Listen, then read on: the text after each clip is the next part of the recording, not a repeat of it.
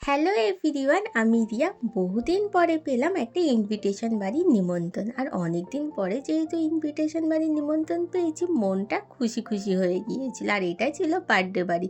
পৌঁছেছিলাম যখন, তখন বাজে রাত ওই 9টার মতন। আর যাওয়ার পর এখানে বসেছিল ফুচকা স্টল।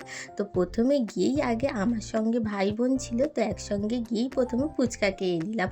তারপর ফুচকা খাওয়া হয়ে যাওয়ার পর সবাই যখন প্রায় চলে এসেছিল, তখন হয়েছিল কেক কাটার অনুষ্ঠান। মানে অনেকটাই রাত হয়ে গিয়েছিল, প্রায় তখন 9:30 থেকে 9:45 বেজে গিয়েছিল। তখন কেক কাটার অনুষ্ঠান শুরু হয়েছে, কারণ অনেকে আসতে পারিনি বৃষ্টির জন্য।